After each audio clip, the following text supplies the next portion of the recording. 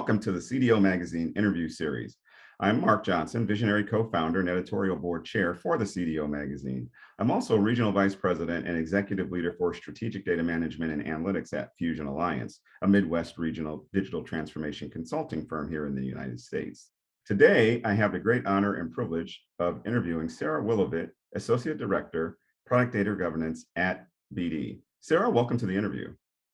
Mark, great being here. Thank you. So we've talked a lot about data stewards. Where do you get them?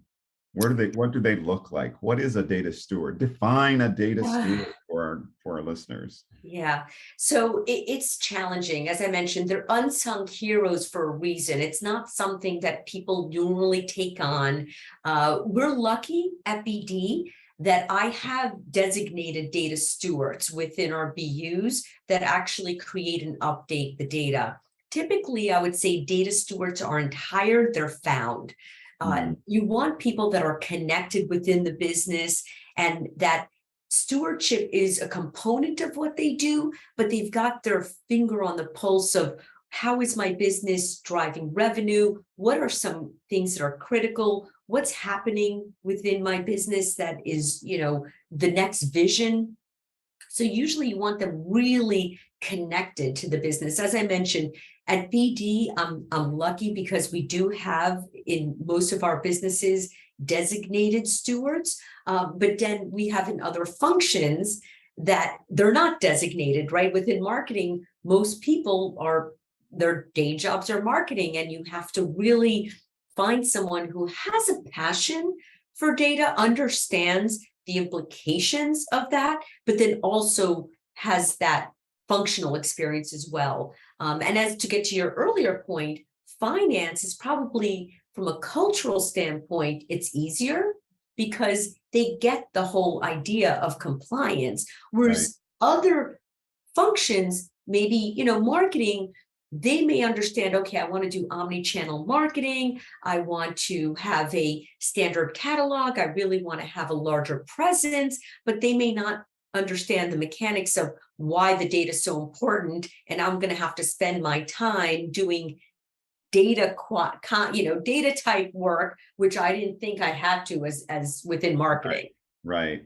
Yeah. I'm always fascinated by the lack of an understanding, and maybe this is the wrong way to put it, of the persistence of data quality issues. If you can imagine a time before, computing technology was applied to data processing, when it was all ledger sheets and humans copying, typing reports and copying by hand.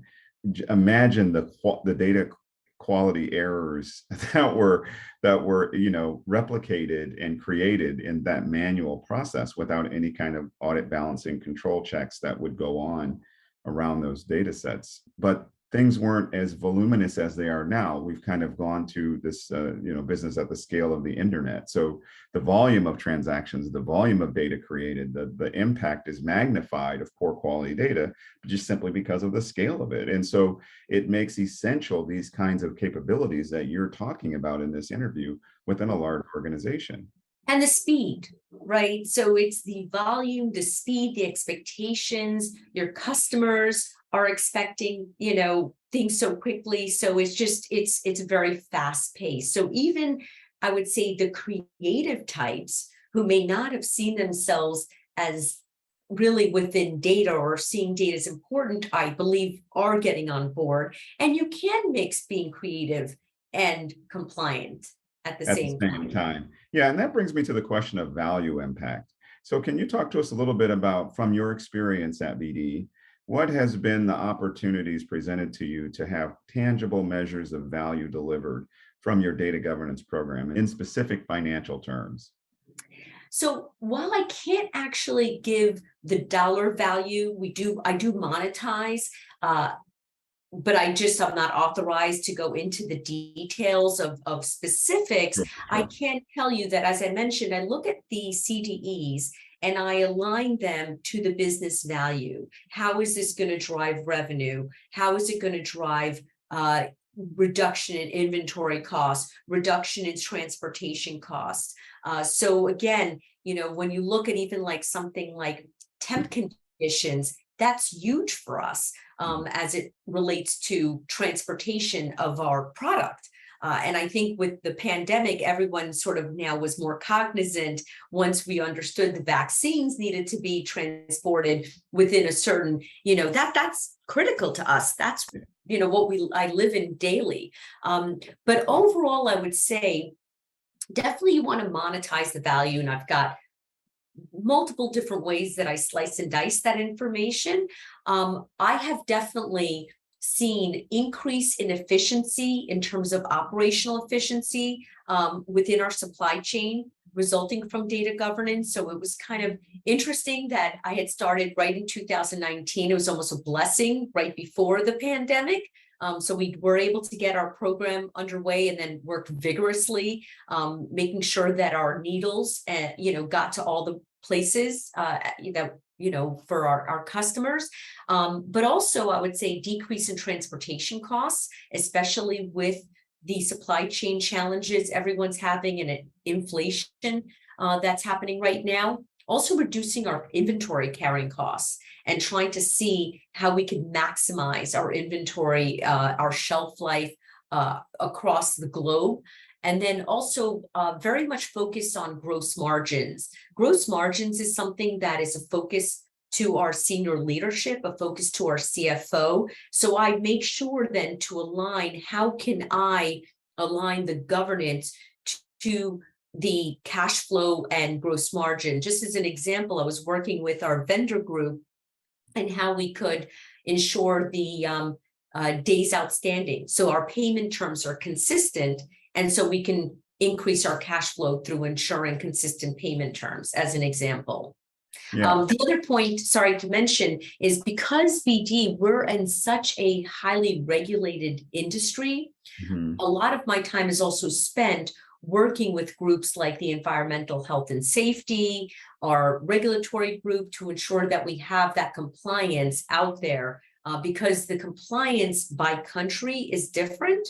Mhm. And that is what is essential for us to be able to ensure we sell our product in those countries and that we don't lose market share. Yeah, that's fascinating. I love the business conversation we're having. Not the nuts and bolts about data governance or quality, but the business ramifications and opportunities to drive an impact, and being able to marry and match your activities and investments and efforts with a direct moving of the needle that matters in the minds of the executives who have to make decisions about investments and profitability and shareholder value creation, et cetera. So that's fascinating. Great position you come at this from. Your company is fortunate to have you, I'm Thank sure. you. Thank Um, you. well, as we wrap up our discussion today, I think what I'd like to have you do is sort of summarize the top 5 critical success factors that you believe are important to the success of an enterprise data governance program. That's a tough question. So I'm going to name a couple, not in any specific order. Data architecture acts as like the heart and soul of data governance, and it explains where the data exists and how it travels through the organization and its systems, sort of like that circulatory system that I was talking to as within a body. It highlights the changes and transformation and the data hops that occur from one system to the other and allows you to do that data lineage work. So I would say data architecture.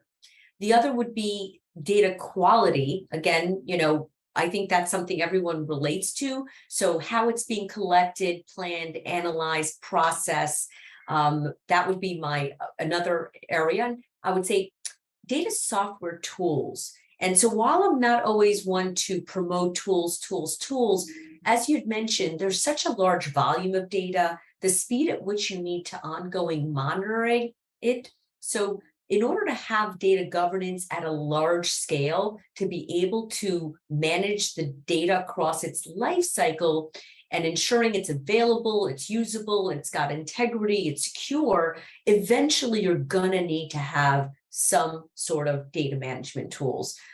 So I would say that is essential too. I couldn't not mention data security. As we all know, even right now, there's so many ransomware threats happening. And I think I read somewhere that organizations have had even like 7.5 billion in costs related to data security in 2019 alone. And that's just going to go up. And then finally, I would say it's data privacy and compliance. So there's so much happening in the data privacy space right now, and compliance requirements that just keep going up. I think Dataversity had a report that said 48% of companies usually drive some sort of data governance as it relates to regulatory compliance as a primary driver. So I would say those are some of the top five in that come to mind for me to a Mm. successful data governance program. Yeah, those are great. Those are great items to wrap up. Well, our time is up now, Sarah, and Aw. I know, I know. Thank you for providing a glimpse into the approach that you've taken to establish a successful data governance program at BD. And I'd love to have you back again on the magazine. I think our listeners, viewers, and readers will be significantly blessed by what you've shared. So I Thank expect that this will be a you. popular interview out on our site. My name is Mark Johnson. I'm the editorial board chair for CDO Magazine. It's been my pleasure today to speak with Sara Willovit, who's Associate Director of Product Data Governance at BD, and actually a data governance innovator, I would say. BD is a med device manufacturer. To view other great interviews, please go to cdomagazine.tech and check out what we have posted out there. Sara, last word goes to you. Oh, thank you so much, Mark, for having me on this. It was a real pleasure. I love talking about data.